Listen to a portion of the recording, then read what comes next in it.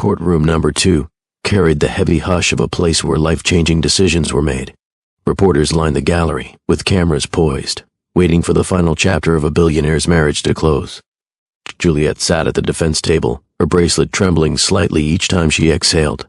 Theodore Maxwell sat beside her, posture straight, jaw set, expression unreadable except for the steady focus in his eyes. Judge Randall lifted his gavel, ready to begin. Lawyers exchanged stiff nods, flipping files open. The clerk cleared his throat and announced, "Final hearing for the Maxwell divorce." Juliet gripped the side of her chair.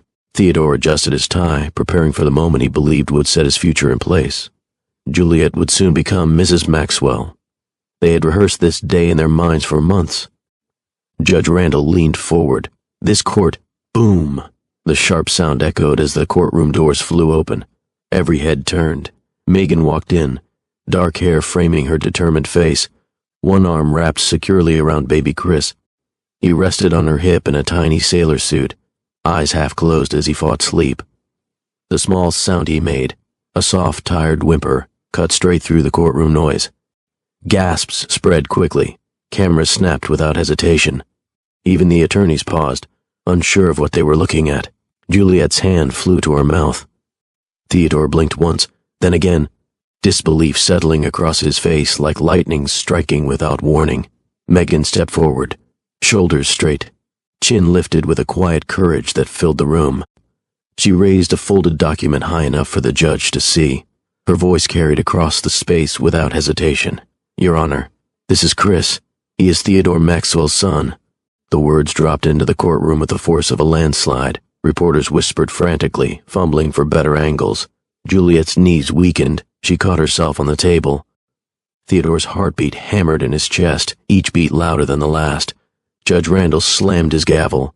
Order, order, but nothing could stop the shock that had already swept through every corner of courtroom number 2. The intense silence in courtroom number 2 seemed to echo long after Megan's words settled in the air.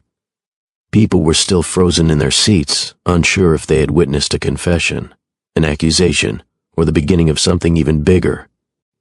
Juliet's fingers shook as they clung to the edge of the table. Theodore didn't move at all, not a breath, not a blink, as he stared at the child he never expected to see today.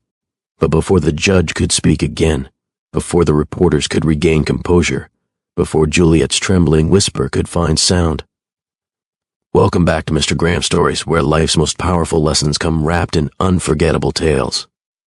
If you're new to this family, thank you for joining us. Please hit the subscribe button because it helps us share stories like this across YouTube. Now, let's talk about what just happened, because moments like these don't simply enter a courtroom, they enter the heart. Have you ever tried to move on from someone, only for the past to walk in holding everything you've been avoiding? Have you ever thought you were finally starting a new life, only for reality to land in your lap like a ticking time bomb? Have you ever kept something to yourself to protect your heart, only to watch that silence cost you more than you ever planned to lose? Secrets, choices, mistakes, they don't disappear just because we hide them. Eventually they knock on the door, sometimes holding a child. The tension inside courtroom number 2 returned like a rising tide, slow, heavy, impossible to ignore. Judge Randall adjusted his glasses, eyes narrowing as he studied the young woman holding a baby who looked far too calm for the weight of the moment. Megan didn't flinch. She stood tall, the folded birth certificate still raised, her other arm wrapped firmly around Chris. The little sailor suit he wore seemed almost symbolic, innocent, clean, untouched by the chaos surrounding him. His tiny fingers held the edge of Megan's dress, unaware that hundreds of eyes were glued to him. Judge Randall cleared his throat, cutting through the murmurs. "Ms. Richardson," he said slowly, "you are making a very serious claim." Megan nodded once. "I know, Your Honor." The judge shifted his attention to Theodore. The billionaire CEO who commanded boardrooms, signed global contracts, and moved markets, now looked like a man stripped of every shield he owned. "Mr. Maxwell," Judge Randall said, voice firm but measured, "is this child yours?" A ripple of voices broke out across the gallery. Reporters leaned forward as though gravity itself had tilted them closer. Juliet's breath hitched so sharply she had to grip the table to stay upright. Megan stepped closer to the witness stand, her heels tapping softly against the polished floor. She placed Chris gently on the table where everyone, The judge, the attorneys, Juliet, and finally Theodore could see him clearly. Chris blinked sleepily, rubbed his eyes, and then looked straight at Theodore. The resemblance was undeniable. The same gentle frown when concentrating. The same way of tilting his head when curious. Theodore's hand trembled as he reached out. He hesitated, not because he doubted, but because touching this child meant acknowledging everything he had avoided for nearly 2 years. Slowly, he lifted Chris into his arms. The baby settled against him without fear, tiny fingers curling into the fabric of Theodore's suit, his son. Juliet covered her mouth, a choked sound slipping out.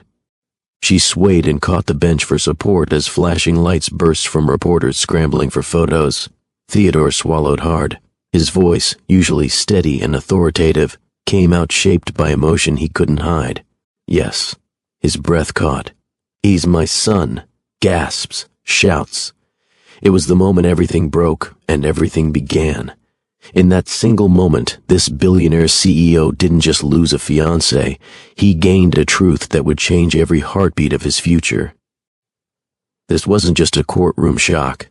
It was a reckoning, the kind that reshapes lives, rewrites destinies, and forces every person involved to confront who they truly are. The courtroom trembled with noise. Reporters yelling questions, camera shutters flashing, Juliet sobbing into trembling hands, and attorneys scrambling to regain order. Through it all, Theodore held Chris against his chest, his eyes wide with shock, guilt, and something deeper he couldn't name. Judge Randall hammered the gavel again and again, but nothing could quiet what had already erupted. The truth was out. Lives had shifted. Futures had collided. Before we continue, please like this video so YouTube shows it to more people. It truly helps this channel grow. Go ahead and tap that like button now. The scene holds on Theodore standing frozen with his son in his arms, a man who built empires now undone by a single whispered truth. Now, stay with me, because what you're about to witness is more than a courtroom interruption. It's a turning point, a moment where truth, heartbreak, and unexpected family collide in a way no one in that room was prepared for. And trust me, what happens after this moment? That's where the real story begins, because from this point on, nothing in Theodore Maxwell's life would ever return to the way it was before. Courtroom number 2 had never held its breath the way it did after Megan stepped through those double doors. The polished floor caught the light as she crossed the threshold, baby Chris resting on her hip, his small sailor suit softening the edge of a moment that was anything but gentle. Reporters jerked upright, hands flying to their cameras as if instinct alone told them history was being made right in front of them. Judge Randall froze mid-sentence, eyes narrowing in confusion as Megan moved farther into the room. Juliet's bracelet slid halfway down her wrist from how violently her hand trembled. She looked from Megan to Theodore, her face draining of every shade of confidence she walked into the courthouse with. Theodore himself couldn't move. His jaw tightened, eyes sharpening as if the world had just shifted its weight onto his shoulders. And then Chris let out that soft, sleepy whimper, the sound that sliced the air like truth itself. For a moment, only the hum of electricity filled the room, like the courthouse itself needed a second to understand what had just walked in. Megan inhaled deeply, raised the document in her hand, and spoke in the same steady voice from the hook. "Your Honor, this is Chris. He is Theodore Maxwell's son." The room didn't just react, it detonated. Voices erupted from every row, reporters scrambling for angles, lenses stretching forward as if they could pull the truth straight out of Theodore's stunned expression. Juliet swayed so hard she had to grip the table with both hands, her knuckles whitening. Her eyes darted to Theodore, searching, pleading, terrified. Theodore's pulse hammered, his breath slipped shallow and uneven. He had anticipated a clean divorce, a signature, a future he believed was secure. Nothing in his world had prepared him for the weight of a child being placed at his feet in front of the entire city. Judge Randall slammed his gavel. "Order, order in this court." But the reporters could not contain themselves. Security moved in swiftly, creating a barrier between the media and the 3 people now at the center of the storm: Theodore, Megan, and the small boy whose presence had rewritten the day. "Clear the aisle," one officer barked. "Step back from the table," shouted another. Megan walked forward with a courage that came from 2 years of fighting through long nights alone. She adjusted Chris gently, kissing the top of his head before shifting him higher on her hip. Chris blinked at the bright lights and strangers, fingers wrapped around the soft ear of his stuffed bear. Juliet covered her mouth, her breathing ragged. "Theo, tell me this isn't real," she whispered, barely audible over the chaos. Theodore couldn't respond. His eyes were locked on Chris, the tiny dimple in his cheek, the familiar arch of his eyebrows, the way he tilted his head, just like he did when curious. Judge Randall raised his voice. "Miss Richardson, please step forward." Megan did. Security closed the gap behind her, guiding reporters farther back. Juliet's lawyer tried to regain composure, flipping through files as if searching for an escape that didn't exist. Veronica Maxwell, Theodore's ex-wife, sat at the plaintiff's table, frozen in shock but undeniably fascinated. Judge Randall leaned forward. "Miss Richardson, you understand the seriousness of this?" "Yes, Your Honor," she said firmly, "but the truth is standing right here." Chris looked at the judge, then at Theodore again, his lips forming a tiny "da," before fading into a soft babble. It was too much for Juliet. "No." She choked, stumbling backward. "No, Theo, you promised me. You told me there were no secrets left between us." "Juliet, I didn't know," Theodore said, voice raw, the first full sentence he had managed since Megan walked in. "You didn't know?" Juliet repeated, her voice cracking as she turned away. "You didn't know you had a child?" Her knees buckled. A nearby bailiff rushed to steady her before she collapsed to the floor. She pressed both hands to her face, tears spilling through her fingers. Theodore took a step toward her, but Judge Randall stopped him sharply. "Mr. Maxwell, stay where you are." The courtroom grew quiet again, tension thick enough to press on every chest. Judge Randall exhaled slowly, weighing each word. "Given the unexpected nature of this development, this court cannot proceed with the divorce until we verify all claims." He glanced at Theodore. "This matter is far from simple." Reporters scribbled notes so quickly their pens squeaked. Megan shifted her weight, patting Chris's back as he curled his fingers into her dress. Theodore's eyes flickered. Guilt, shock, something like awe, but he couldn't look away from the child. "Ms. Richardson," Judge Randall said, "you will remain available for questioning. Mr. Maxwell, you will provide immediate documentation requested by this court." "Yes, Your Honor," Theodore murmured, still unable to break his gaze away from Chris. Security began escorting the public out of the room, controlling the flood of noise that threatened to overtake the proceedings. As the crowd thinned, Theodore stepped forward hesitantly. "Megan." His voice cracked just around the edges. "Let me see him." Her expression softened only slightly. She shifted Chris toward Theodore, giving him room to move closer. He reached out, fingers trembling, as if afraid touching the boy would make the moment too real. Chris stretched a hand toward him, curious, trusting, and touched the lapel of Theodore's suit. Theodore inhaled sharply, overwhelmed by a connection he could neither deny nor articulate. Juliet, watching from the corner with tear-filled eyes, whispered a single broken question. "How long?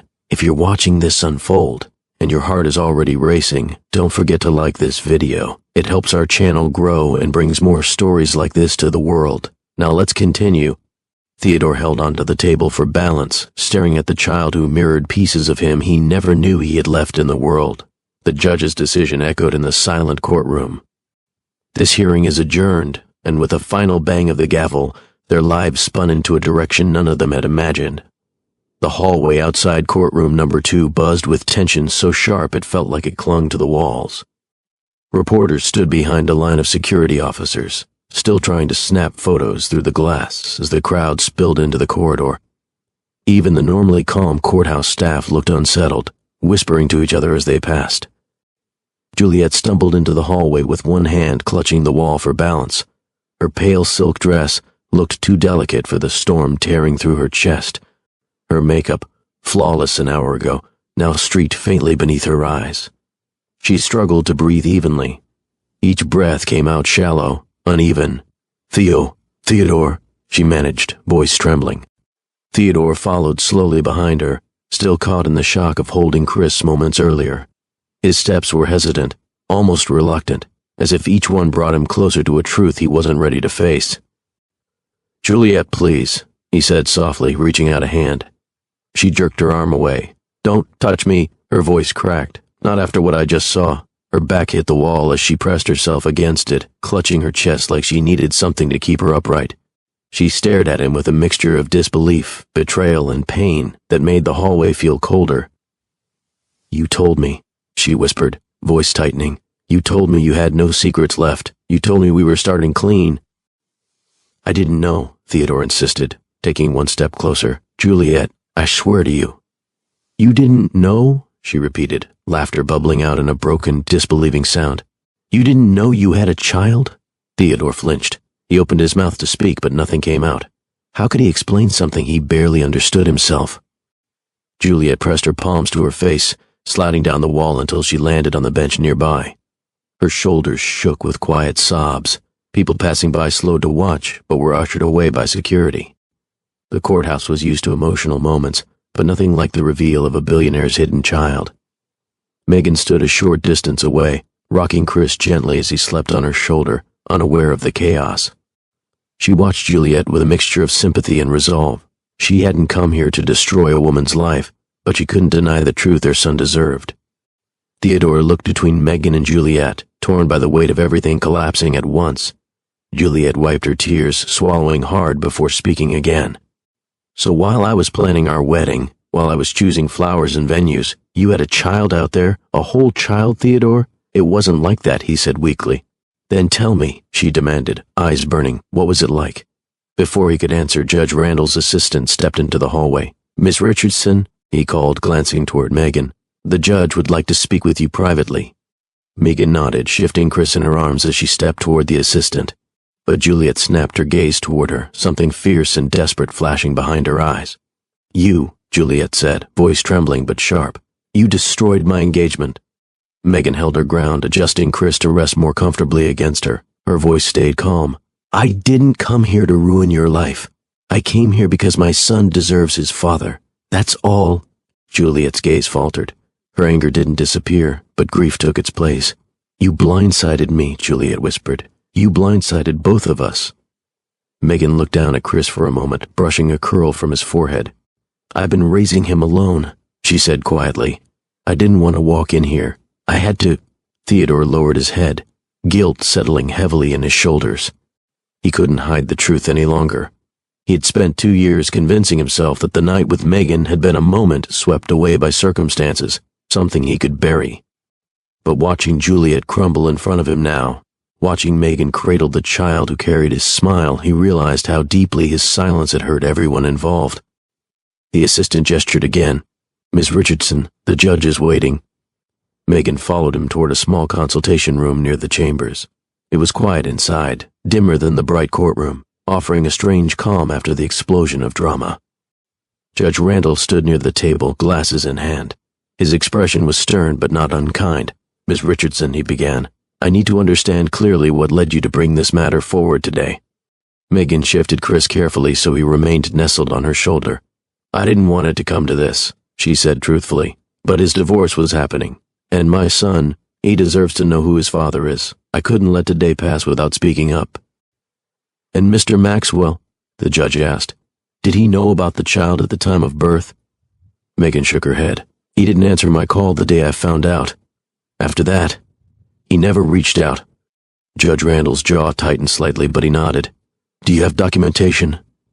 Megan handed him the birth certificate, along with medical records and photos she had carried with her. The judge reviewed them with slow, meticulous focus. "These records are legitimate," he murmured, setting them carefully on the table.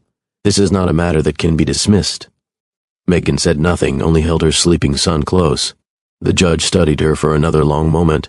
"You've carried a lot alone," he said quietly, "but it ends today. The court will require Mr. Maxwell to participate fully in establishing legal responsibility." Megan exhaled, not relief exactly, but the feeling of a weight shifting. Something long overdue had finally begun. Outside the consultation room, Theodore stood in the hallway, still leaning against the wall as Juliet sat collapsed on the bench, her hands shaking. He heard footsteps approaching and straightened. Megan emerged, her face steady but tired. She didn't look at Juliet, she looked at Theodore. He swallowed hard, eyes flicking to Chris. What did the judge say?" Theodore asked. Megan didn't speak for a moment. She simply adjusted Chris, now fully awake and looking curiously between both adults. Then she answered softly, "He said the truth can't be ignored anymore." The words pierced through Theodore's chest. In that moment, something rooted inside him. Guilt, responsibility, fear, and something he hadn't allowed himself to feel since seeing his son. The urge to make things right. The hallway outside Judge Randall's chambers had settled into a tense quiet. Reporters had been escorted farther down the corridor, though their cameras still pointed in the direction of the closed courtroom doors like they were waiting for a second explosion. Security officers stood in place, arms folded, watching every movement with the focus of men who had seen enough chaos for one morning. Theodore remained where he was, leaning lightly against the wall, looking like a man caught between two worlds. His engagement had crumbled only minutes ago, yet he couldn't tear his eyes away from Chris, who now clung sleepily to Megan's shoulder after waking from his nap in the judge's consultation room. Chris blinked at Theodore with that innocent curiosity toddlers possessed, his small hand instinctively reaching for the shiny pen clipped to Theodore's suit pocket. The gesture made something deep in Theodore's chest tighten. He had seen many things in his life: mergers, acquisitions, international deals, rising stock values. But nothing, absolutely nothing, prepared him for the way his own son looked at him. Not fearful, not confused, just open. It softened Theodore in a way he didn't even know was possible. Megan shifted her weight, adjusting Chris so he could settle more comfortably. She watched Theodore carefully, not with hostility, but with the cautiousness of someone who had spent too long expecting disappointment. "Theodore," she said gently, "the judge will contact us later today. This is just the beginning." Her voice carried no accusation, only truth. Theodore inhaled sharply. "Megan," he began, voice uneven, "I need a moment alone with him. Please." The request hung in the air. Juliet, still seated on the bench, wiped her face shakily. She didn't say a word, but her heart seemed to crack louder with every second that passed. Theodore didn't look her way. He couldn't. The damage between them had already been done. Megan held Chris a little closer. "Are you sure?" she asked, her tone gentle but discerning. "Yes," Theodore said, the word leaving him with the weight of a vow.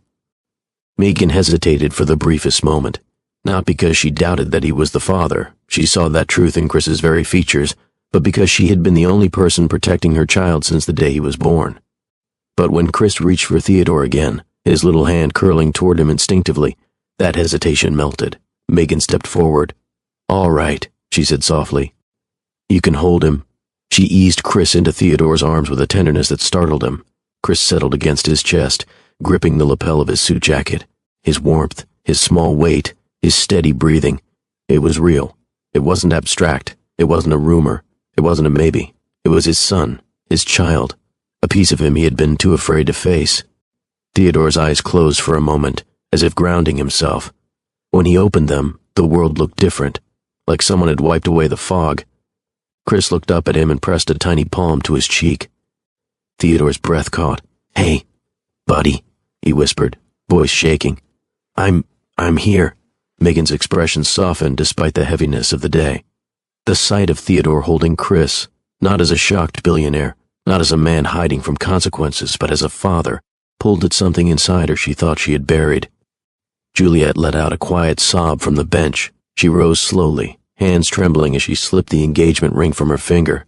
The diamond that once symbolized a promising future now felt like it belonged to a story she could no longer stand in. She stepped toward Theodore with quiet dignity. "Theo," she whispered, her voice cracking, "I loved you. I was ready to build a life with you. But I can't stay in something built on silence."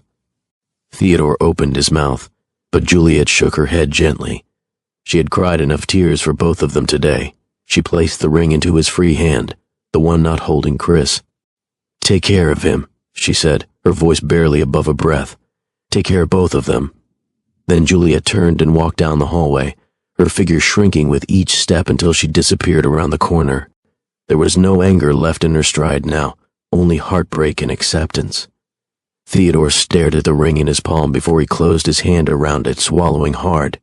He looked up at Megan, eyes heavy with guilt. "I'm sorry," he whispered, "for all of this, for disappearing, for not being there. I convinced myself you didn't want anything to do with me after that night. I was wrong. I handled everything wrong. Megan listened. She didn't interrupt, even though her chest tightened hearing words she never imagined him saying. Theodore, no, he said quickly, shaking his head. Let me finish.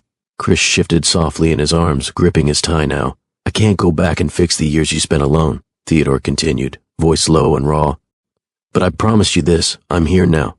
Not because I'm forced to be, not because the world is watching, but because this is my son, and because you deserve the respect I should have given you from the beginning. Megan exhaled, surprise flickering in her eyes. She hadn't expected this version of Theodore. Not the CEO, not the public figure, but the man beneath all that. A man who finally understood the consequences of the silence he kept. Chris tugged gently at Theodore's tie again, babbling softly. Theodore chuckled, a quiet, almost disbelieving sound, before kissing the top of the boy's head. Megan stepped closer. We'll figure this out, she said softly, together. But one step at a time, Theodore nodded, relief flickering in his features. Thank you, he murmured. For giving me that chance, a voice echoed from the end of the hall as security began clearing the last of the reporters. Megan brushed a curl from Chris's forehead and looked Theodore directly in the eyes. Whatever happens next, she said, it's for him. Theodore held Chris a little tighter, nodding slowly. Yes, for him, as they began walking toward the exit together, not as enemies, not even as allies yet, but as two parents finally acknowledging the truth.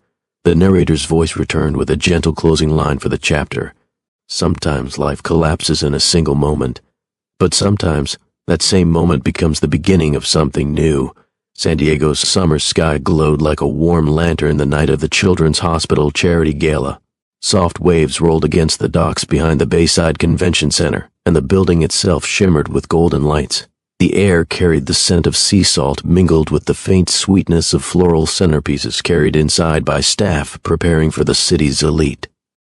Megan stepped through the staff entrance wearing a simple black dress that hugged her gently without drawing too much attention. She greeted volunteers, handed out instructions, and moved with the calm confidence of someone who always knew how to bring comfort into any room.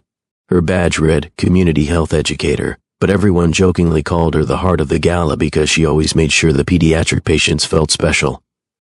She adjusted a plate of hors d'oeuvres on a table and smiled when she spotted a young boy in a wheelchair holding a superhero toy. She crouched beside him.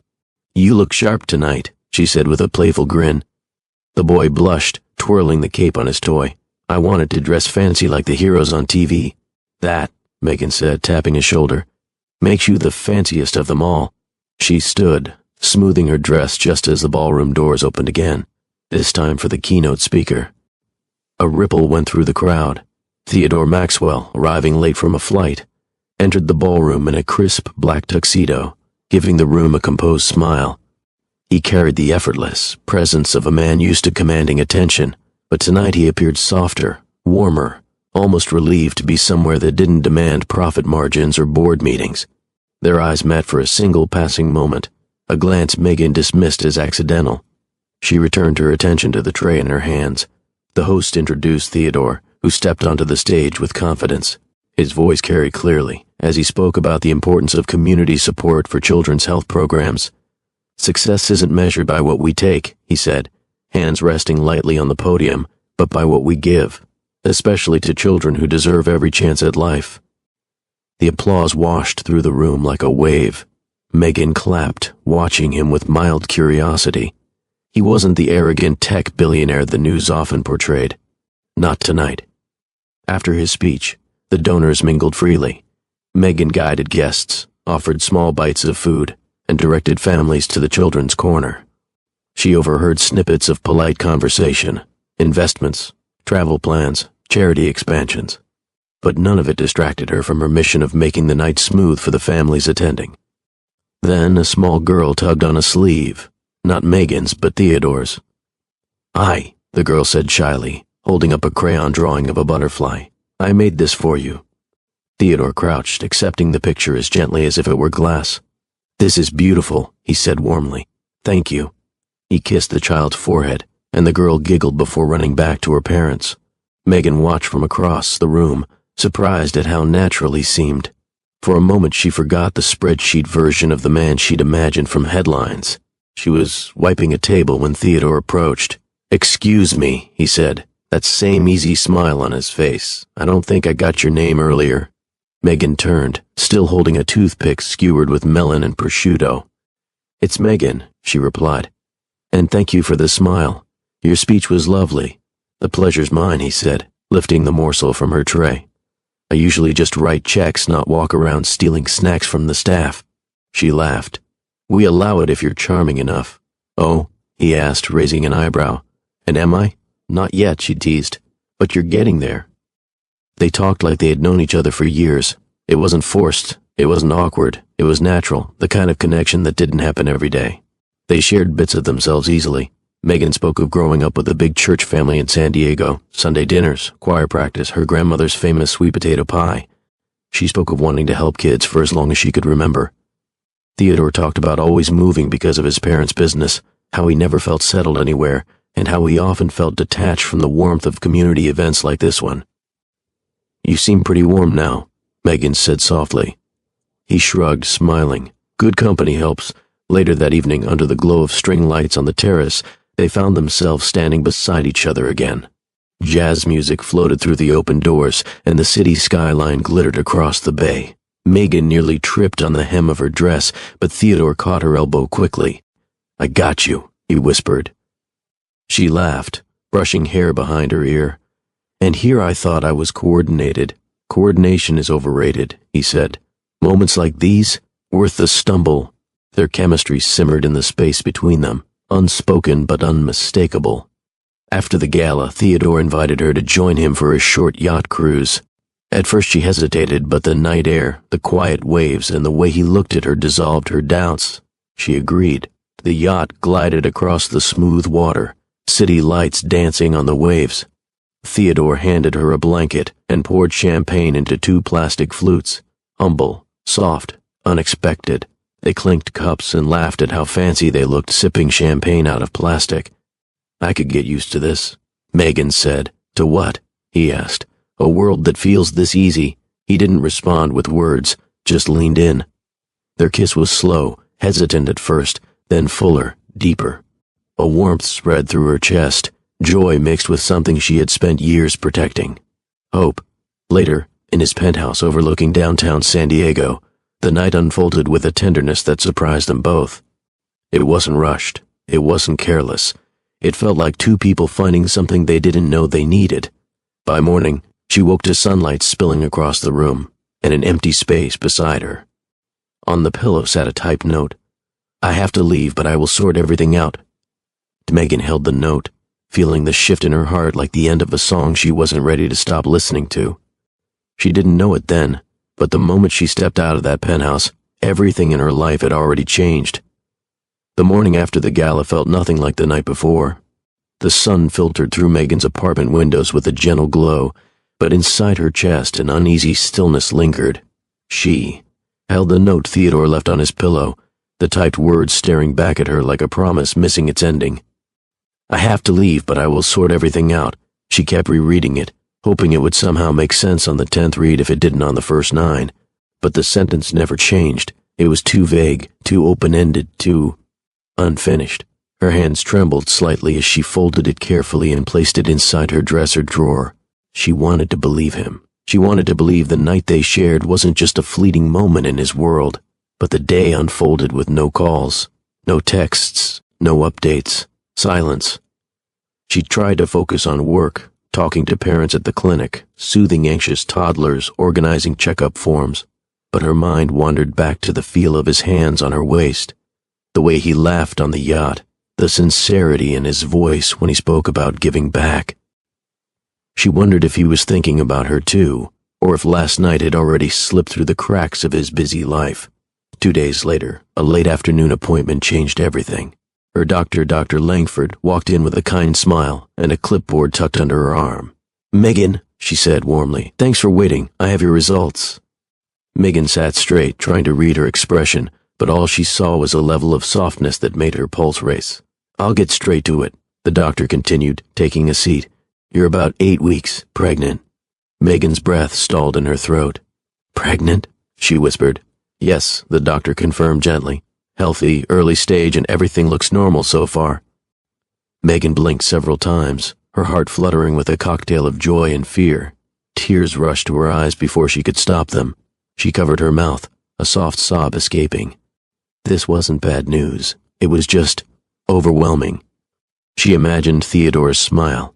She imagined her grandmother's voice saying every child was a blessing. She imagined a tiny heartbeat growing inside her. The doctor offered a tissue. "I'll give you a moment." When the room finally felt steady again, Megan lifted her phone with shaky fingers. If Theodore meant anything he said that night, if the warmth she saw in him was real, he needed to know. She stepped outside the clinic, sitting on a bench near the parking lot where the late sun painted the pavement gold. Her hands trembled as she dialed the only number she had for him, his direct work line. She had memorized it after receiving confirmation for the gala shift. The phone rang twice, then a familiar voice answered, crisp and professional. Theodore Maxwell speaking. Just hearing him made her chest tighten. "Hello, Theodore," she said softly. There was a brief pause, not of confusion, but recognition. "Megan? Yes, it's me." He cleared his throat, tone softening. How are you?" Megan closed her eyes, steadying her breath. I need to tell you something important. Silence. Not the warm kind. The kind that built walls." She swallowed hard. "I'm pregnant." The words lingered between them, suspended in the air like something fragile and life-changing. Theodore didn't respond. She waited, thinking maybe the connection had dropped. "Theodore," she said quietly. His breath came through the line, shaky, unsteady. "This can't be," he said, voice low. "It is," she whispered. "I wouldn't lie about this." Another long silence stretched out. She imagined him standing somewhere in a sleek office, staring out giant windows, trying to process what she'd just told him. She imagined how his world must have tilted, how he wasn't the kind of man used to surprises that didn't come with headlines or profits. "Are you sure?" he finally asked, the question barely threaded together. Her eyes burned. "I heard the heartbeat today." She expected something, fear, anger, confusion, but what she heard was something colder. I don't know how to handle this. Megan, I have a lot going on. My family, my company, this isn't good timing." A tear slipped down her cheek. "It's never perfect timing," she whispered, voice cracking. "But this is real." He didn't respond. Megan clutched the phone tighter. "Theodore," she said, trying to steady her voice. "I trusted you. I opened my heart to you. And now our baby deserves the truth." He exhaled sharply, a sound full of panic and uncertainty. "Megan, I can't do this right now," he said. "I need to think. I need time." "Time," she repeated, breath trembling. "Theodore, please don't disappear. Not from this." But just as she finished her sentence, the line went silent. She stared at her phone. The call had ended. He hung up. She whispered, disbelief choking the words. She pressed her hands to her face, tears spilling freely. The joy she'd felt minutes earlier dissolved under a crushing weight of loneliness. She sat on that bench until the sun dipped below the horizon. Cars came and went. People called out to each other, but she couldn't move. Everything around her blurred. Eventually she stood on shaky legs, walked to her car, and sat in the driver's seat for several minutes, staring at the empty passenger seat. "I'll do this," she whispered to herself, wiping her tears. "I'll do this on my own if I have to." Her voice grew stronger with each breath. "For my baby." As she drove home that night, streetlights stretched across her windshield like a quiet promise. She had been alone before, and survived. But this time, she carried something worth fighting for. The night felt long, but her resolve grew roots. She would not let silence be the thing her child inherited. The weeks that followed felt like a new storm Megan had to guide herself through, quiet on the outside, demanding on the inside. After the phone call ended abruptly, she sat for hours replaying every second, wondering if she could have said something differently, something that would have kept him from disconnecting. But no matter how many times she replayed it, the ending was the same. Theodore had vanished, not with cruelty, but fear she had no choice but to stop waiting for. So she built a life around someone who never failed her, the child growing inside her. By her 3rd month, the signs of pregnancy had become gentle reminders of the life she was carrying. Morning nausea became less violent and more predictable. Appetite returned, and her energy shifted. She learned to bring crackers to work just in case her stomach protested during a clinic shift. Dr. Langford checked on her regularly, reassuring her that everything looked healthy. Some evenings, Megan stood in front of her bathroom mirror, hand resting softly on her belly, whispering small promises.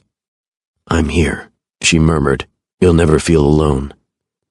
She didn't know the gender yet, but she knew the love already forming would be unconditional. Life moved forward. During the day, she continued her job as a pediatric health educator at the community clinic. Her co-workers, people who had seen her work tirelessly for children and their families, cheered her on without needing to know the full story. They didn't ask where the father was. They didn't pry. They simply offered support the way community always had. One morning, Nakia walked into the break room with a bag full of muffins.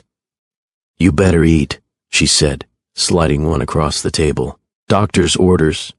Megan laughed softly. "If I listen to every doctor's order, I'll gain 40 pounds by next week." "You'll gain what you need to gain," Nakia replied, sitting beside her. "Don't make me tell your grandmother." Megan's smile softened at that. Her grandmother had already become her anchor through the pregnancy, always reminding her that blessings didn't need perfect beginnings to be divine.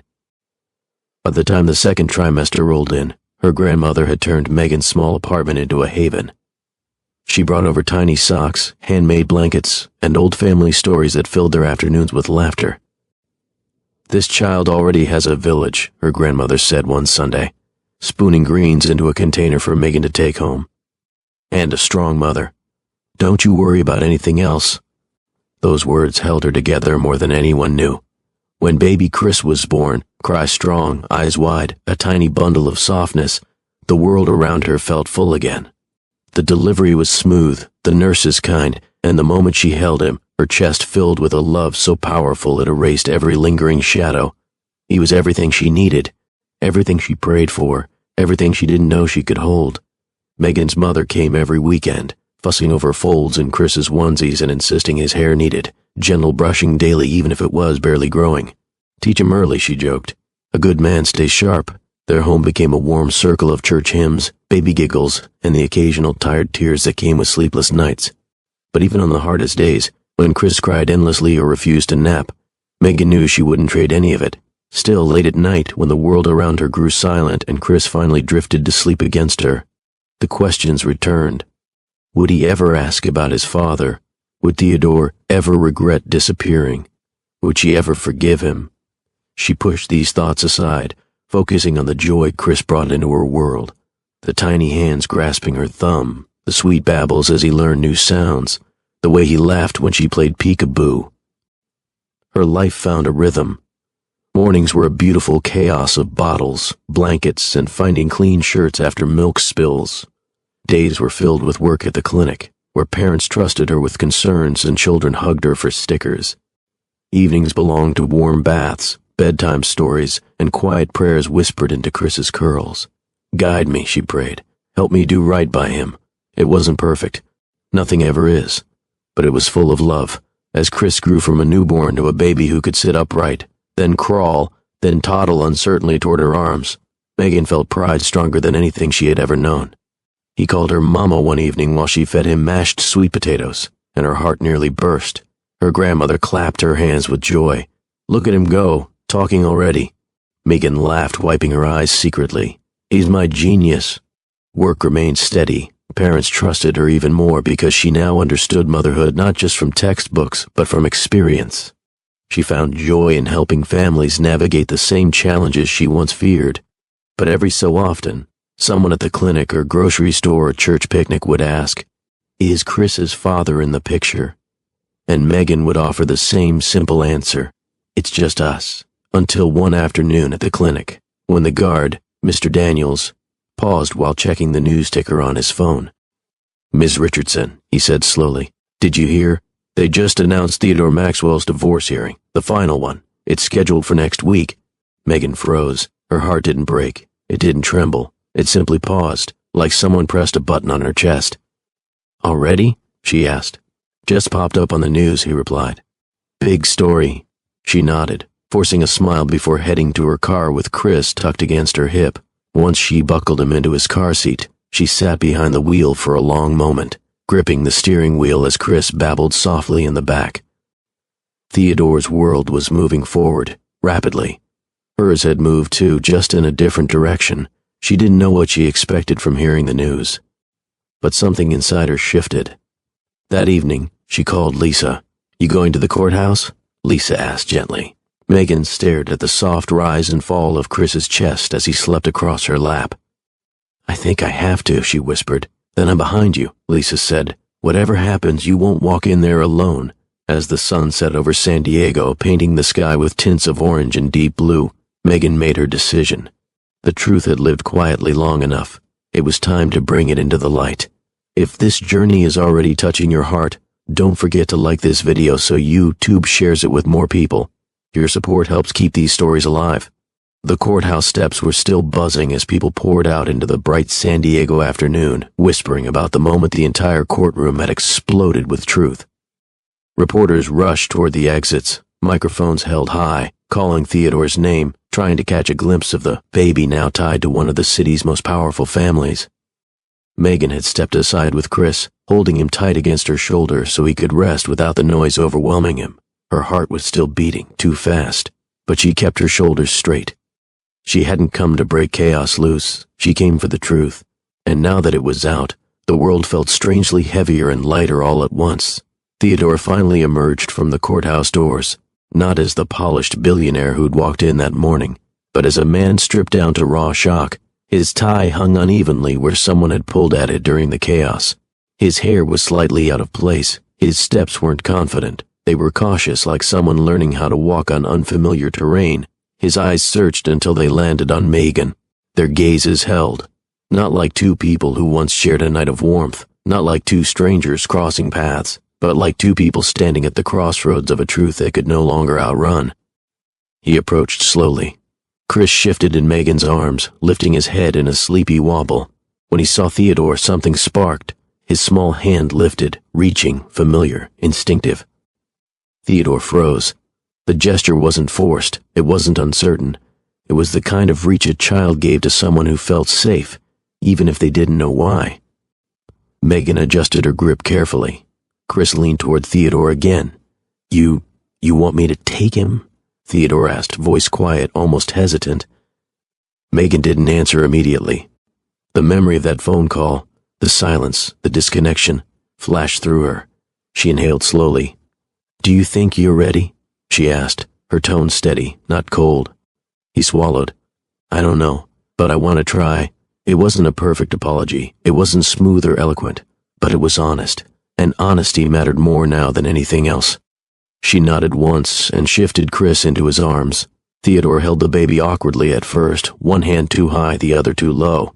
Megan instinctively reached out and adjusted his arm. "Support him here," she said gently. He followed her guidance. When he settled Chris properly, the toddler nestled against his chest with a soft sigh. Theodore's breath caught. Chris's small hand gripped the fabric of his shirt, holding on like he'd known him his whole life.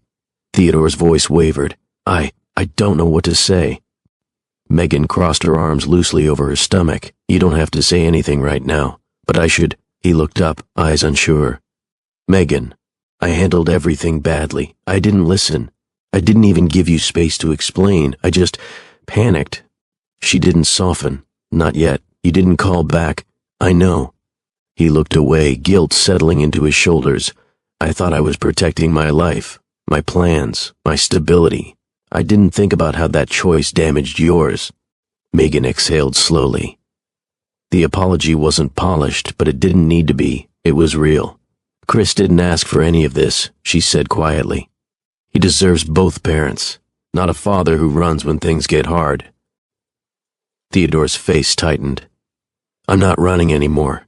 She studied him, the sincerity in his voice, the fear, the hope. "We'll see," she said simply. He nodded as if he expected nothing more. Chris shifted again, pulling gently at Theodore's tie. A tiny giggle escaped him, the first sound since waking, and Theodore let out a shaky laugh. "He likes me," Theodore whispered.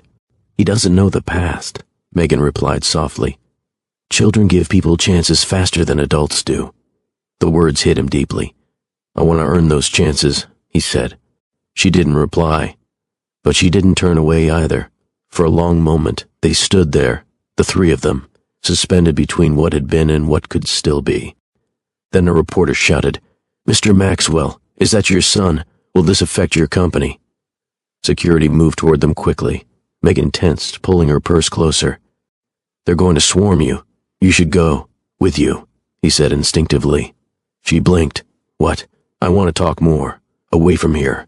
Maybe walk to the fountain?" Megan hesitated.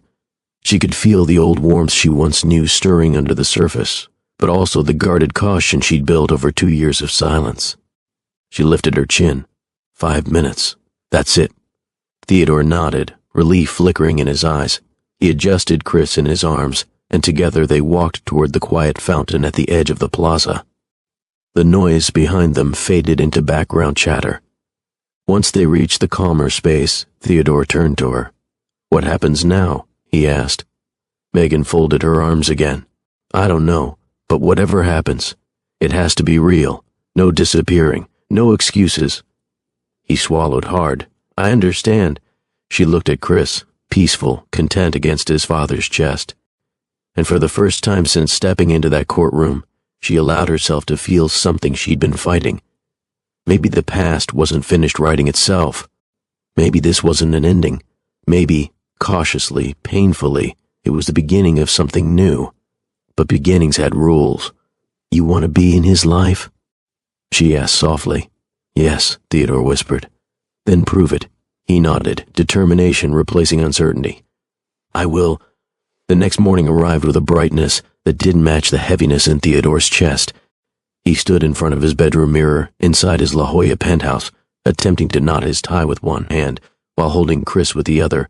Chris squirmed in his arms, babbling happily, completely unaware of the emotional storm his father had gone through these past 24 hours. "You're not making this easy," Theodore muttered, trying to tighten the knot. Chris responded by tugging at the ends of the tie, giggling loudly. He sighed, but the kind of sigh blended with a chuckle. A new kind of exhaustion, a new kind of chaos, a new kind of joy. Morgan, his assistant, knocked on the open door. "Sir, your meeting starts in 30 minutes. Need me to—" He froze mid-sentence when he saw Chris. Theodore lifted the baby slightly, as if presenting a new company asset. "This is Chris. He's coming with me today." Morgan blinked. "To Maxwell Industries?" "Yes," Theodore replied, adjusting Chris on his hip. "Cancel my morning driver. I'll take the SUV, and bring an extra bag. Diapers, bottles, snacks, whatever babies need." Morgan nodded, still stunned. Right away, as Theodore carried Chris through the penthouse, Juliet's absence hung in the background like a quiet reminder, a life path that had closed in one swift moment. But he refused to dwell on it. He had a child now, a responsibility he could touch, hold, and finally acknowledge. He placed Chris gently into the car seat, tightening the straps the way Megan showed him. Chris kicked his feet, humming nonsense sounds while clutching a soft toy. "You ready?" Theodore asked. Chris squealed. "That's a yes." The drive from La Jolla to downtown San Diego had never felt longer. Theodore kept checking the rearview mirror, making sure Chris was still breathing, still strapped in correctly, still comfortable. Every small noise made him tense. Is he coughing? Is that coughing, or laughing, or choking? Theodore muttered, pulling over once just to check. Chris was fine, smiling proudly at the soft toy in his hand. "Okay," Theodore exhaled. "I'm learning." When they finally arrived at Maxwell Industries, the front desk security guard nearly dropped his clipboard. "Mr. Maxwell, is that a baby?" "Yes," Theodore answered calmly. "This is Chris." The guard nodded slowly. Welcome, Chris." Inside the executive elevator, Chris pressed every single button he could reach. The elevator dinged repeatedly as it opened on random floors before closing again. "This is not efficient," Theodore said under his breath. Chris giggled and clapped his hands. When the doors finally opened onto the top floor, several executives stood waiting with tablets and briefing folders. Their rehearsed greetings evaporated the moment they saw Chris. The marketing director gasped. "Oh my goodness, he's adorable." A software engineer whispered, Look at those cheeks. Chris took this moment to introduce himself with an enthusiastic shriek. I see you've met my son, Theodore said, adjusting him in the carrier he'd strapped on. The entire hallway fell silent. Son, not child, not the baby, son. The word meant something. They felt it. Theodore walked into the boardroom, ignoring the stunned expressions and whispers. He placed a bottle, a small pack of wipes, and a stuffed toy beside his laptop before sitting down. Chris settled into his lap like a tiny CEO in training. The chief financial officer cleared his throat. Shall we begin? Of course, Theodore said. He opened his presentation, or tried to. Chris slapped the keyboard with both hands, zooming the file to 800% and flipping the screen upside down. The room erupted into laughter. Theodore froze for a moment, then sighed. This is not a standard business day. One of the directors leaned forward. He's making it the best one we've had all quarter, they proceeded. Chris crawled from lap to lap, babbling and tugging on neckties. When he reached the accountant, he tapped the calculator repeatedly, causing endless beeping sounds. Looks like he's approving our budget increase, the accountant joked. Halfway through the meeting, Chris attempted to climb onto the conference table. Theodore pulled him back, gently, whispering, no table diving today, which only made Chris burst into laughter again. But something happened in that room, something subtle. As Chris charmed each person, the sterile boardroom softened. The executives who normally hid behind spreadsheets and charts leaned forward, smiling, laughing, engaging. And Theodore watched all of it with a strange warmth swelling inside him. He'd spent years believing leadership was about distance, perfection, control. But today, leadership felt like letting people see him as human. When the meeting ended, Denise, a young developer with a shy smile, approached him. He's incredible, she said, brushing a tiny crumb from Chris's cheek. You look different today, sir. Different? He asked. Happier, she replied, like someone who finally found something they lost. He didn't respond, but her words stayed with him. Just before leaving, Theodore ducked into his office. He placed Chris on the sofa with two soft toys. The toddler entertained himself easily, kicking his legs and babbling as he explored the cushions. Theodore watched him, really watched him, the shape of his smile, so similar to his own baby pictures. I should have been here from the start, he whispered. Chris looked up, lifted a toy, and tossed it toward him. It bounced off Theodore's leg. That's fair, he said with a small laugh. I probably deserve that. He sat on the floor beside his son, loosening his tie, letting his guard fall away. You're going to change me, he murmured, and for once he didn't fear the change. He embraced it. When the workday ended, he lifted Chris into his arms and walked through the lobby. Employees waved at the baby. Some even took quick pictures, not of gossip but of pure delight.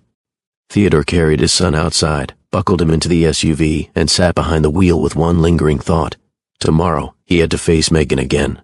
Not as the man who ran, not as the CEO who hid behind power, but as a father learning how to build something real. The morning fog lifted gently off the San Diego coastline as Megan stood outside the little seaside cafe she'd visited with her family since childhood. Its wooden sign swung softly in the breeze, the smell of pancakes and warm syrup drifting into the air. Chris rested on her hip, humming a playful tune as he squeezed the tiny stuffed bear he carried everywhere. Today was different. Today, Theodore was coming. Megan didn't know what to expect, not from him, not from her family, and not from her own heart. She only knew that this breakfast needed to happen. If Theodore truly wanted a place in Chris's life, her family had to see him for themselves. She glanced toward the parking lot, nervousness tingling in her chest.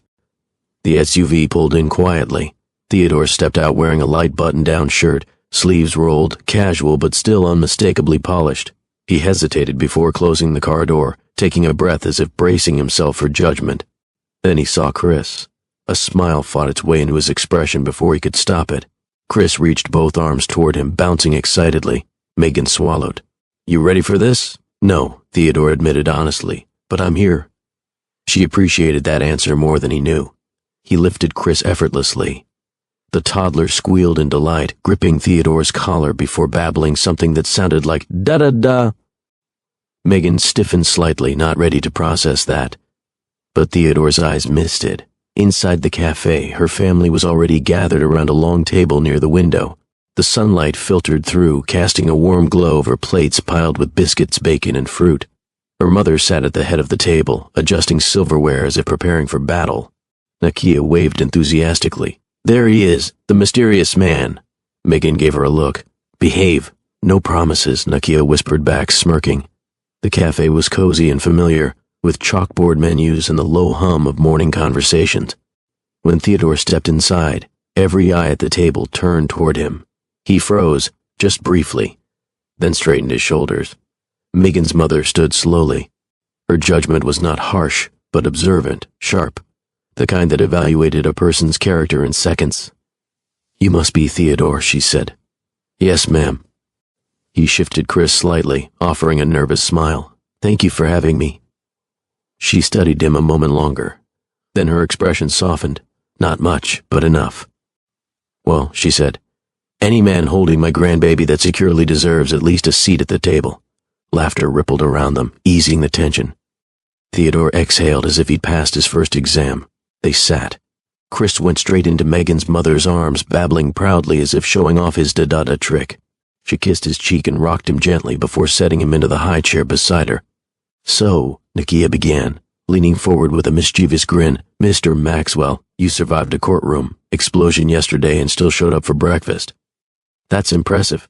Theodore chuckled nervously. "I figured facing family was easier than facing reporters." Nakia raised her brows. "Oh, honey, you've clearly never faced a black mama with questions." The table erupted in laughter. Megan hid her smile behind a sip of orange juice. Her mother placed a plate of eggs in front of Theodore. "Eat. You look like you've been running through life without food." "Thank you," he said earnestly. I haven't had much of an appetite lately." "That's what guilt does," Nakia muttered under her breath. Megan shot her a look. "I said behave." "What?" "I'm just saying," Nakia whispered. Theodore didn't flinch. Instead, he nodded. "She's right." The honesty caught Megan off guard. Her mother folded her hands. "Tell us what you plan to do now." Theodore met her gaze directly, not with bravado, but sincerity. "I want to be a father to Chris. Not when it's convenient, not when it's easy. Every day. I can't change the past, but I can take responsibility now." Megan's mother didn't respond immediately. Instead, she passed Chris a piece of cut-up pancake. The toddler clapped as the syrup stuck to his fingers. "Words are easy," her mother finally said.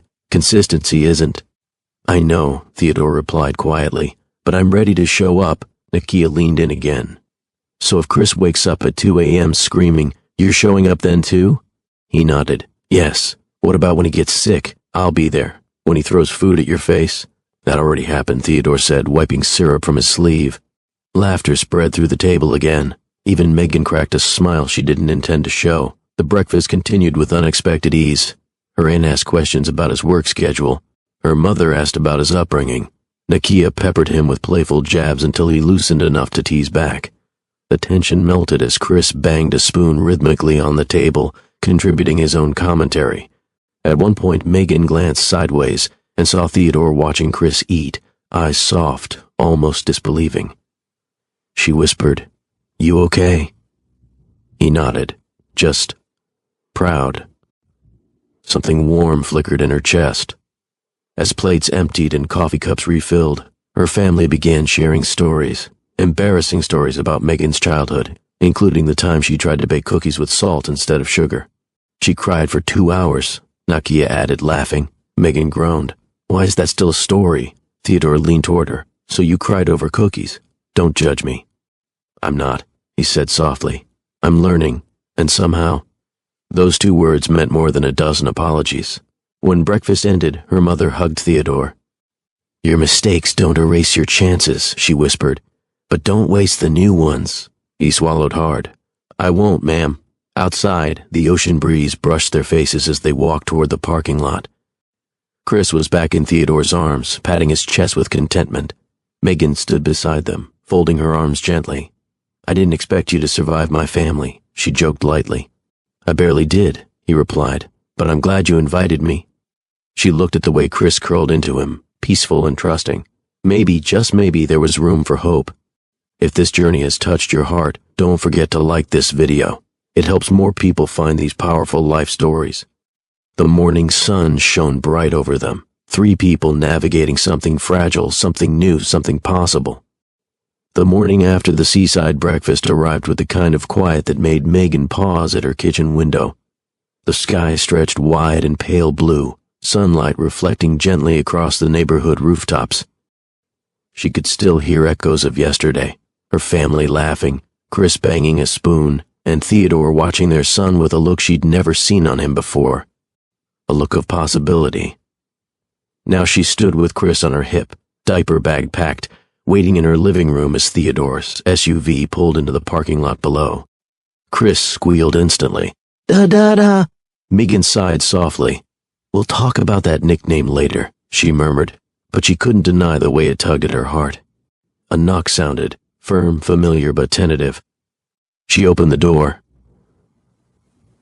Theodore stood there holding a small backpack decorated with cartoon animals.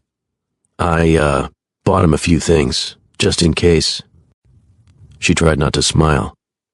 You didn't have to. Yes, I did, he said quietly. I'm learning. The sincerity in his voice caught her off guard. She stepped aside, and he entered slowly, eyes scanning the cozy living room filled with baby blocks, picture books, and the faint scent of lavender detergent. Chris reached for him immediately. Theodore lifted him into his arms, still slightly awkward but far more confident than before. Chris tapped his cheek and giggled. So, Megan said, adjusting her keys, ready for your first full co-parent morning? He took a shaky breath. I think so. I want to be. She nodded. Let's start small, a walk around the park, then maybe the grocery store, and you'll handle the stroller today. The stroller, he repeated like someone preparing for battle. Parents filled the walking path. Moms pushing strollers, dads chasing toddlers, grandparents tossing breadcrumbs at pigeons. Children's laughter floated in the air like music. Megan handed Theodore the stroller. Here, strap him in. It took him 3 tries.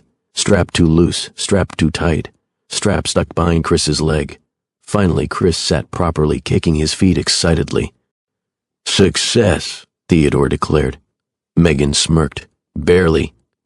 They walked together down the path, the stroller wheels squeaking faintly. For a few minutes, neither spoke. The silence wasn't hostile.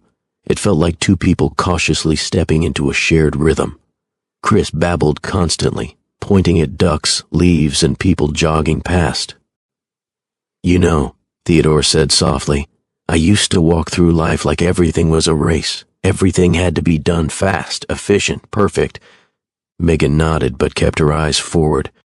But this, he gestured to the stroller, slows me down. In a good way. I didn't realize how much I needed that. She felt a small tug in her chest. Co-parenting isn't about perfection, it's about presence. He looked at her. I want to be present. Every day. Megan didn't offer reassurance. She wanted to believe him, but belief takes time. Instead, she said, then keep showing up. I will, he answered quietly. The automatic doors slid open, greeting them with cold air and faint music. Megan grabbed a basket while Theodore lifted Chris into the child seat of the cart. Is he supposed to sit this much? Theodore asked. He'll survive 20 minutes, she replied, handing Chris a teething toy to keep him busy. At first, everything went well. Theodore pushed the cart carefully. Megan grabbed fruits and breakfast items. Then Chris spotted apples. Bright, red, stackable. He wanted them. Chris smacked both hands on the cart handle and shouted, Da-da-da! Ah! Theodore panicked. He wants the apples. What do I do? Calm down, Megan said, holding back laughter. Give him one to hold. Theodore handed Chris an apple. Chris threw it. It rolled dramatically across the floor. An older man looked startled. Theodore's face turned red. I'll get it. He chased the apple through a maze of carts while Chris squealed with delight. When he returned, apple rescued. Megan was laughing for real now. Welcome to parenthood. It's messy. His cheeks softened. Messy I can handle. They continued down the aisle, and somehow the awkwardness between them began to melt. Not completely, but enough to show this could work. Back at her apartment, Megan set Chris on the floor with toy cars while she unpacked groceries. Theodore crouched beside the toddler, teaching him how to roll the cars across the carpet. Chris giggled, crawling after each one. You're good with him, she admitted. He didn't look up. I'm trying. I know that doesn't erase the past. It's not about erasing the past, she said softly. It's about rewriting the future. Theodore slowly lifted his head. Their eyes met, a quiet moment suspended between them. Thank you for letting me try, he whispered. Megan didn't respond immediately. She sat beside them, picking up a toy car and rolling it gently across the carpet. This is what CEO parenting looks like, she said.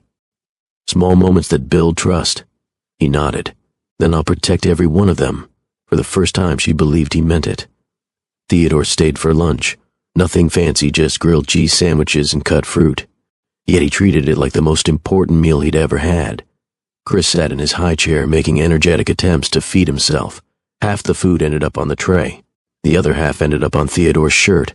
Megan laughed. You'll need a stain remover. Theodore looked down at the smear of mashed banana. Consider it a badge of honor. It was such a normal moment, so ordinary, so human.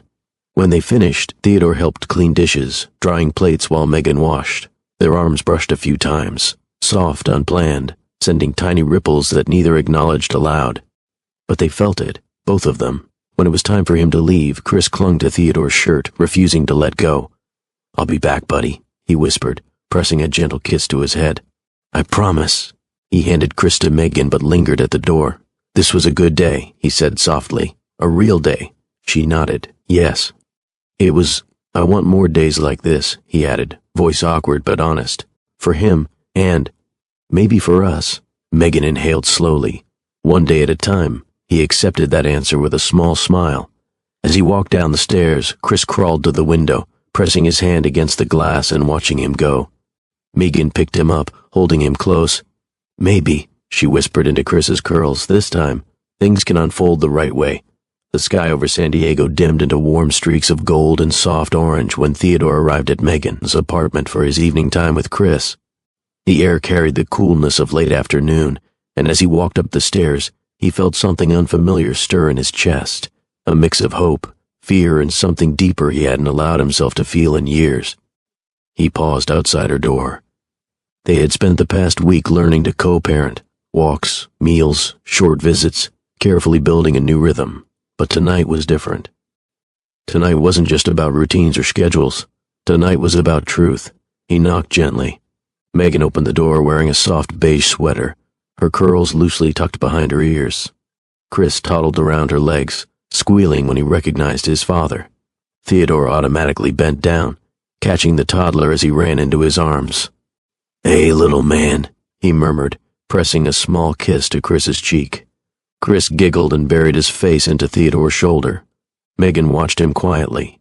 Something in the way she watched him, not cold, not angry, not confused, but quietly studying, told Theodore that she was preparing for a conversation they could no longer avoid. Come in, she said softly. The living room lights glowed warmly, and the air smelled faintly of cinnamon from the candle on the table.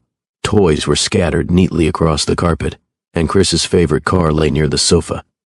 Theodore set Chris down, and the toddler immediately grabbed the toy car and zoomed it across the floor with excited babbles. The adults sat opposite each other, a few feet apart, but feeling like a world of unspoken words sat between them. Megan folded her hands. We need to talk, Theodore. I know, he replied, voice low. For a brief moment, neither spoke. Chris filled the silence with joyful squeals, crashing his toy into a stack of blocks. Both parents watched him, gathering their breath. Finally, Megan looked up. Her voice was calm but steady. Why did you disappear? After the gala, after that night, after I called. He swallowed hard. I've replayed that call in my head 1,000 times, and I still hate the way I handled it. But you didn't just handle it badly, she said. You abandoned us. The words stung, not cruelly but truthfully. He leaned forward. I was scared. Of what? She asked, her brow tightening. Me? No, he said immediately. Of myself. Megan blinked, thrown off by the honesty. Theodore exhaled slowly. You saw a version of me that didn't exist anywhere else. Not in my company, not in my home, not even with Juliet. He clasped his hands together, shoulders tense. At the gala, on that yacht, with you, I wasn't the CEO. I wasn't the man people expected me to be. I was just me. And I liked that feeling so much it terrified me. Megan's throat tightened. She hadn't expected that. He continued, "When you told me you were pregnant, I panicked. Not because I didn't want the baby, but because I didn't believe I was capable of being the kind of father you needed me to be." Megan looked down at her lap, blinking back the sting in her eyes. "I wasn't raised in a warm home," Theodore whispered. "Love wasn't something we practiced. Responsibility meant money, authority, control, but connection." He laughed softly, without humor. "That was never a part of the blueprint." She looked up slowly. "That's not an excuse." "I know," he said. "It's the truth. A truth I should have faced sooner." A quiet settled between them, the kind that happens when two people finally stop running from the conversation they've avoided for years. Then Chris lifted his car high above his head, dropped it intentionally, and yelled, "Dada!" Both adults froze. Megan blinked. Theodore swallowed hard. Chris toddled to him, tugging his pant leg as he repeated, smiling wide, "Dada!" Theodore's chest cracked open. Emotion hit him so fast his breath stuttered. He leaned down, scooping Chris into his arms, and the toddler wrapped his little arms around his father's neck, as if it were the most natural thing in the world. Theodore closed his eyes. A single tear escaped, then another. He pressed his forehead gently against his son's hair. "Hey, buddy," he whispered, voice breaking. "I'm here." Megan's breath caught. She had never seen him like this. Not in a gala room, not in a courthouse, not during CO parenting moments. This was a man unraveling in the quietest, most honest way possible. Breaking open not from pain but from love he'd never allowed himself to feel. When Theodore lifted his head again, tears streaked down his face. He didn't hide them. "I don't deserve that word yet," he said, voice rough, "but I want to. I want to earn it. Every day." Megan's heart twisted. Part of her wanted to protect herself. Part of her wanted to stay guarded. Part of her wanted to believe him. But another part, the part that remembered the warmth of his hands on her waist at the gala, the way he held her gently that night, the note that hinted at a man struggling more than he admitted, softened. She wiped her cheek with the back of her hand. "I was angry at you for a long time. You had every right to be. I raised Chris alone. Every milestone, every night he cried, every doctor visit." She inhaled shakily. "But I never wanted to erase you. I just needed you to care." He leaned forward. "I care now. I care so much it scares me again, but I'm not running this time." Chris patted his father's face with both hands, giggling. Theodore laughed through the tears and pulled him closer. "You saved me, little man. You don't even know it."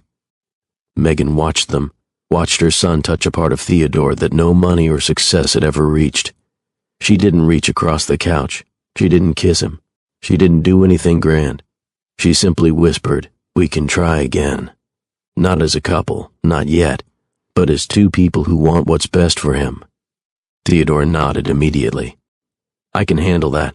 I want that." Their eyes met, not full of romance, not yet, but full of something stronger. Chris nestled between them, babbling as if he approved. And for the first time in a long time, Megan allowed herself to feel something she had buried. Hope. The days following their emotional conversation unfolded more gently than Megan expected. Nothing dramatic happened. No sudden confessions, no sweeping gestures, no promises rushed into existence. Instead, something quieter grew, a rhythm, a real one, the kind that didn't need to be forced, polished, or named, only lived. It began on a Tuesday morning when Theodore knocked on the door at exactly 9 a.m., holding a small stack of children's books instead of a briefcase. Chris squealed and crawled toward him before Megan even reached the door. "You brought books?" she asked. He nodded, slightly bashful. "I thought we could start a morning routine, story time before his nap." She blinked, pleasantly surprised. "That's thoughtful." "I'm learning," he said softly. Those 3 words had become a quiet refrain in his days now, not an excuse, a truth. They sat on the living room floor. Chris nestled into the crook of Theodore's arm while Megan sat beside them, watching the scene unfold. Theodore opened a picture book and began to read. His deep voice softened into something warm, relaxed, steady.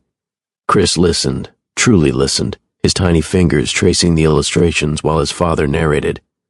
After a few minutes, Chris leaned his head against Theodore's chest. Megan swallowed gently. There was nothing more tender than watching a man become a father in real time. When the story ended, Theodore closed the book and whispered, "That was good, right?" As if the toddler might give him a full review. Chris clapped twice. That's a yes, Megan said, smiling. She didn't notice Theodore watching her out of the corner of his eye, watching the way her smile softened her whole face, the way her shoulders relaxed around him now. Not fully open, but no longer closed. By Thursday, they took Chris to the beach. Barefoot in the sand, Chris stomped with the determination of a tiny explorer. The water lapped gently near the shore, and the sun warmed their skin. Theodore followed behind, arms outstretched like a safety net. "Slow down, buddy," he laughed. "You're not surfing yet." Megan watched them from a few steps away, letting the ocean breeze wrap around her.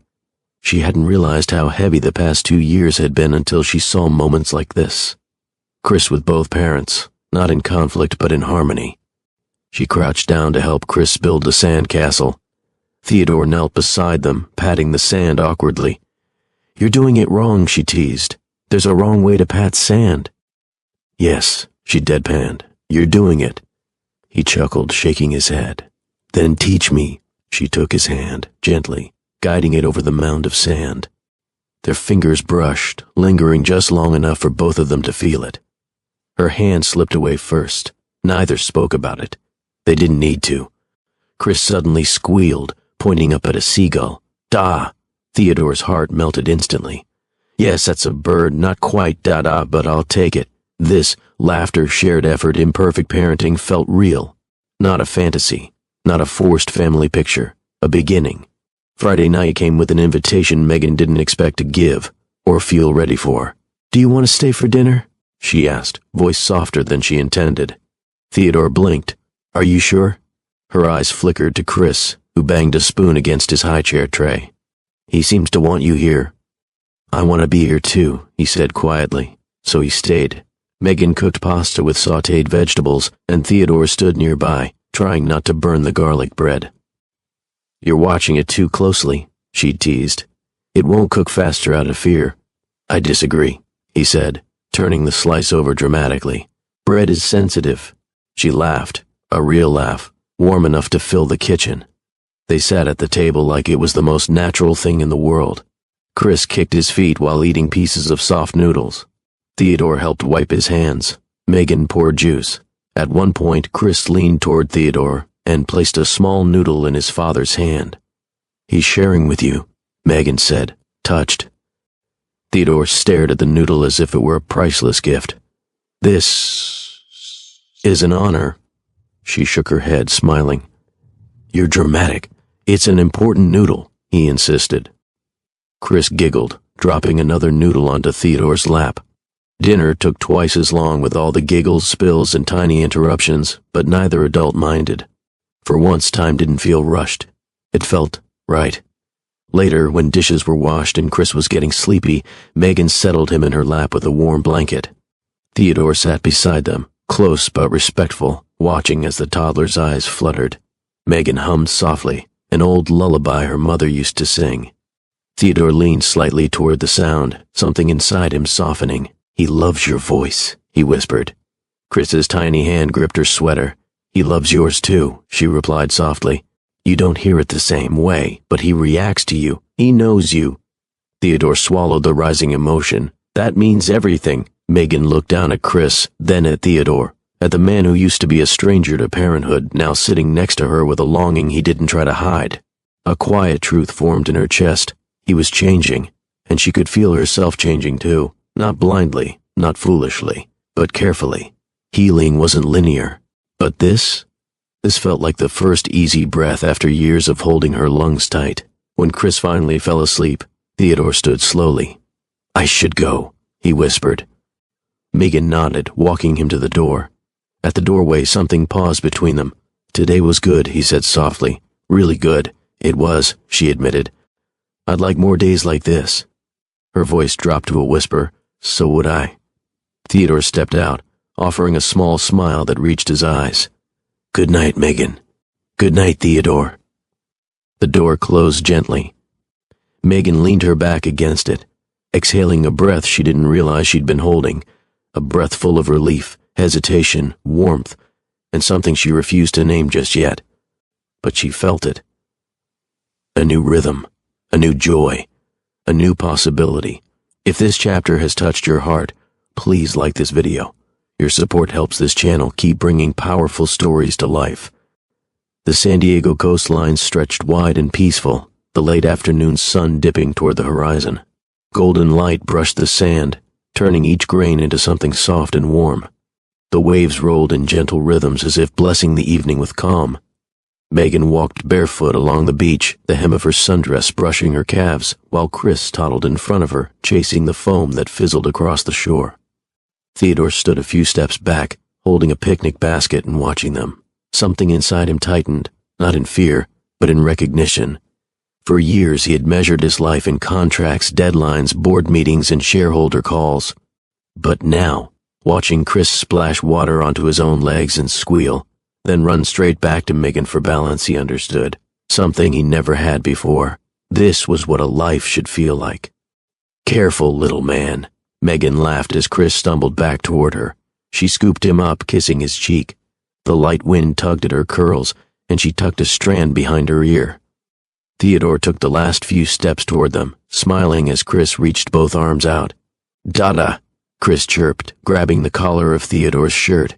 Megan looked between them, warmth filling her eyes. "He doesn't hesitate anymore," she said softly. "No," Theodore whispered, lifting Chris. "I won't ever give him a reason to—" They spread out the soft blanket Theodore brought, navy blue with white stripes, right near the waterline but far enough to stay dry. The sunset cast streaks of pink and amber across the sky. As they sat, the world felt hushed, like time was holding its breath. Theodore unpacked the basket, setting out fruit, sandwiches, and a small carton of chocolate milk for Chris. The little boy crawled onto the blanket, giggling as he reached for the strawberries first. Megan watched the scene play out, heart swelling at how natural this felt, the three of them together. "You've gotten really good at this picnic thing," she teased. Theodore laughed under his breath. "I've been practicing. I wanted today to be right." She tilted her head. "Why today?" He didn't answer immediately. Instead, he reached out and brushed a crumb off Chris's chin. Then he looked at her with a gaze packed with meaning. Not guilt, not hesitation, not fear. Just clarity. "Because," he began slowly, "we've spent weeks learning each other again. Not as strangers, not as people with a painful past, but as a family stepping forward one honest day at a time."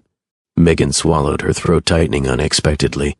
"Theodore," he shook his head gently. "Let me say this." She nodded. "I spent so long being terrified of failing you, failing him, failing myself. I hid behind work because I didn't know how to hold something fragile without breaking it. But you—" His voice softened. "You taught me what actually matters. You showed me a love that didn't come from luxury or status or expectations. A love that was real, the kind that doesn't disappear just because life gets complicated." Chris crawled into his lap, gripping a small seashell. Theodore picked it up and handed it to Megan. "He found this earlier," Theodore said. "I kept it because it reminded me of us, something shaped by pressure but still beautiful." Megan held the shell in her palm, tracing its ridges. "You always knew how to say things that went straight to the heart." He let out a small, nervous laugh, a rare vulnerability from a man who once ruled rooms with confidence. "I'm trying to say everything the right way, because you deserve that." The waves hushed again, rolling closer. Then Theodore shifted Chris gently onto the blanket and reached into the picnic basket. When his hand emerged, he wasn't holding food. He was holding a small wooden box. Megan's breath hitched. "Theodore." He sank to one knee, not dramatic, not loud, but deeply sincere. The setting sun framed him in soft gold as he took her hand. "Megan," he said, voice steady but overflowing with emotion. "The day you walked into that courtroom, everything inside me changed. Not because of fear, but because seeing you there holding Chris, I realized that the life I had been chasing was empty without the two of you in it." Her lips parted, but no sound came out. "I can't undo the past," he continued. "I can't erase the hurt I caused, but I can build a future that honors every truth we've learned, every step we've taken, every moment we've fought through. I love you. I love our son, and I want to spend my life proving that to both of you." He opened the wooden box. Inside was a simple, elegant gold ring, classic, real, heartfelt. "Megan Richardson," he whispered, "will you marry me?" Chris, sensing the shift, clambered into Megan's lap and clapped his hands together, his giggles filling the quiet air. Megan's eyes glossed with tears she couldn't hold back. The weight of everything, heartbreak, resilience, rebuilding, landed all at once, but it didn't overwhelm her. It felt like release, like a new door opening. Yes, she breathed, her voice trembling yet certain. Of course, yes. Theodore closed his eyes briefly in relief, placing the ring gently on her finger. Megan leaned forward, pulling him into a soft, tearful embrace while Chris squeezed both of them, babbling happily.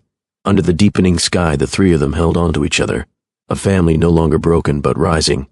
The waves moved around them, steady and reassuring, as if marking the beginning of something whole. Their future had just changed shape, and it was brighter than any of them had ever imagined. The celebration began the moment Megan opened the door to her apartment that evening.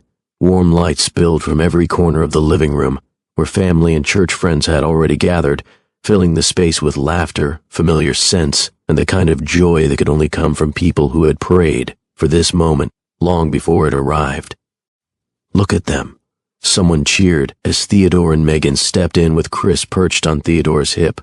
Oh, honey, that ring is sparkling, another woman shouted from near the dining table, waving a fan dramatically.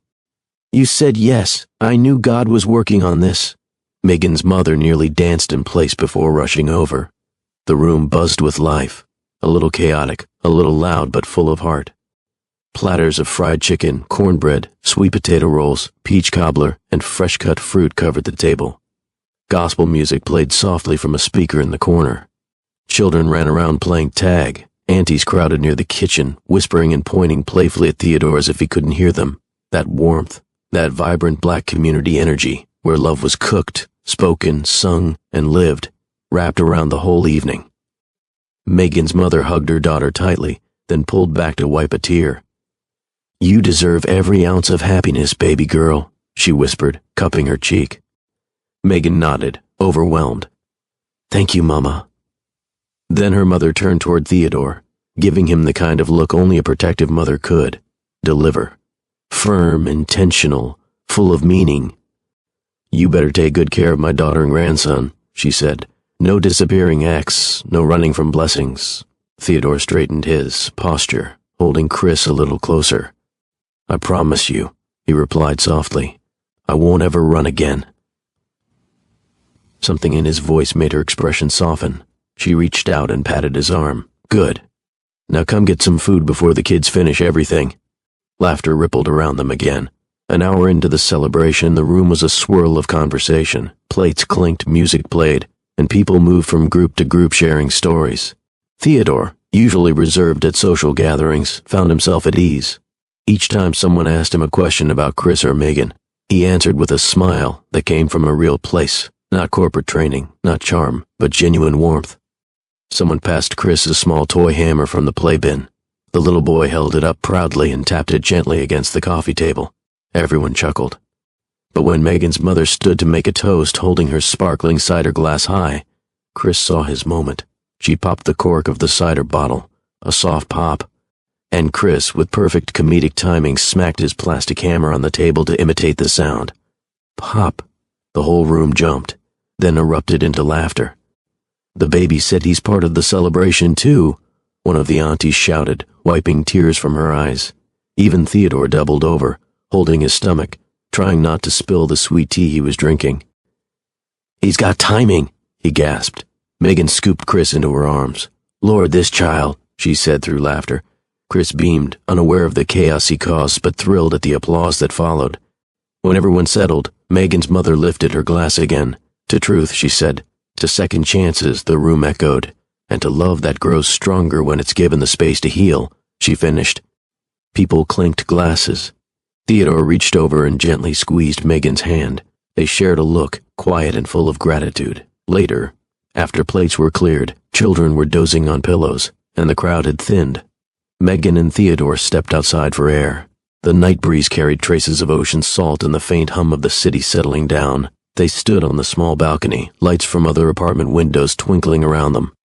The moon hung low, washing everything in silver. Megan leaned against the railing, letting her shoulders relax. Tonight felt good, she said quietly.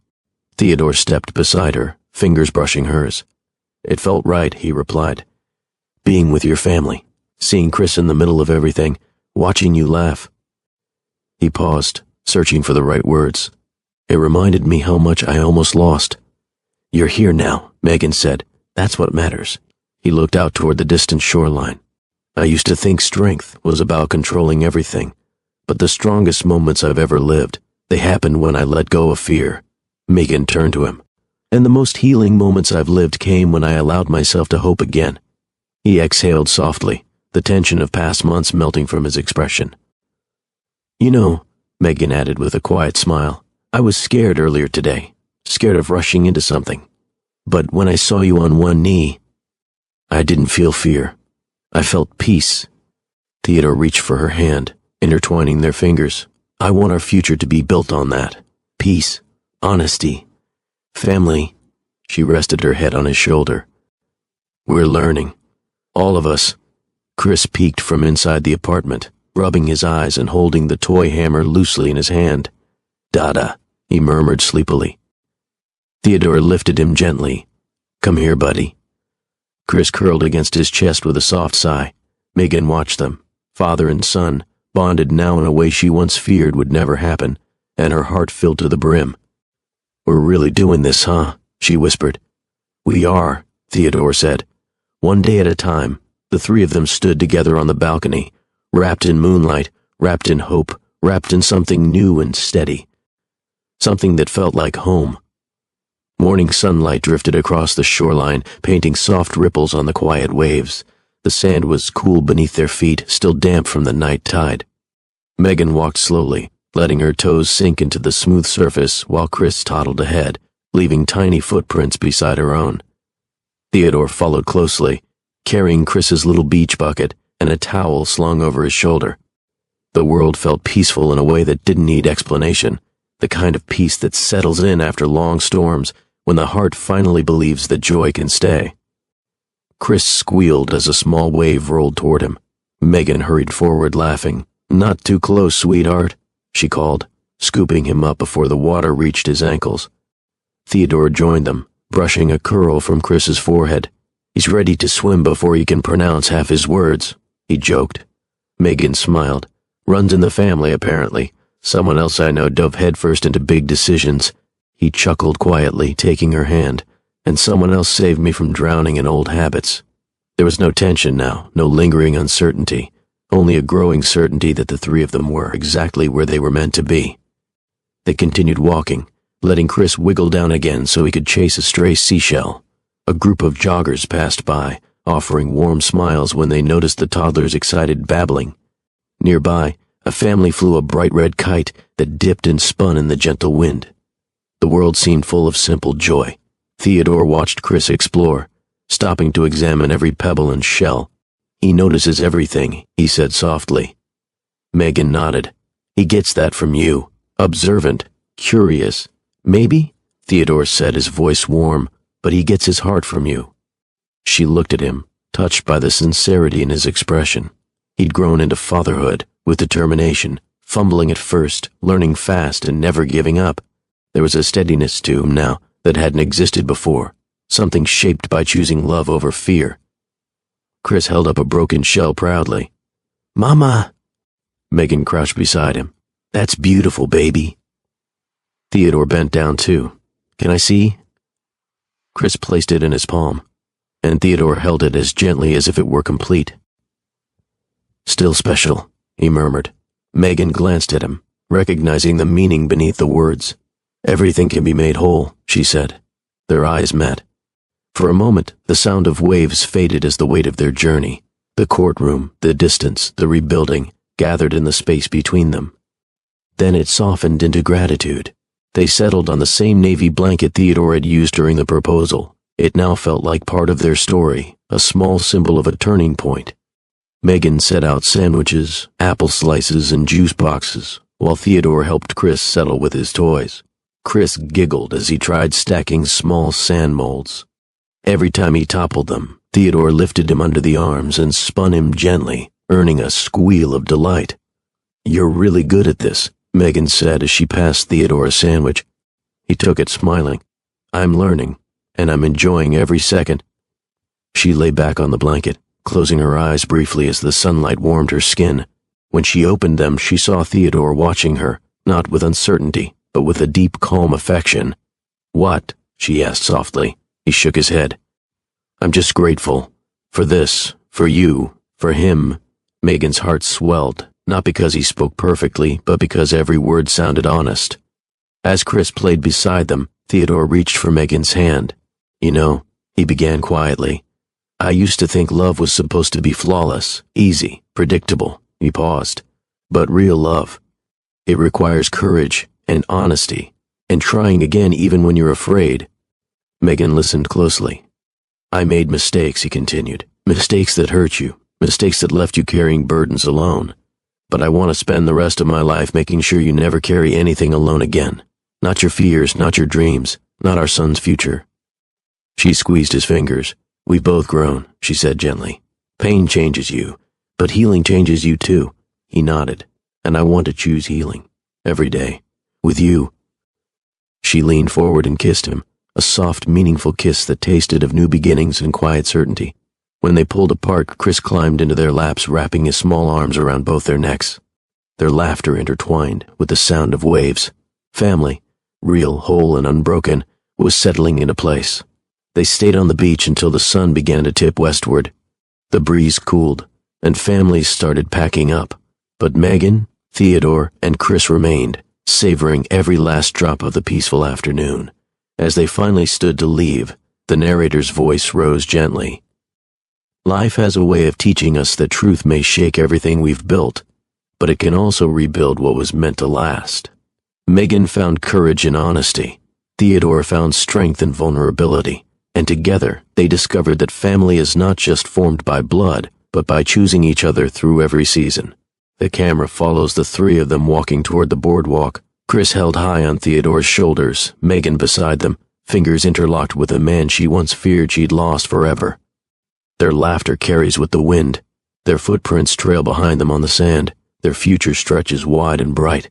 If this journey moved you, please like this video, comment your favorite moment, and subscribe to Mr. Graham Stories. Your support helps us share more powerful stories just like this. Sometimes love doesn't return in a straight line, but it returns exactly when the heart is ready to receive it.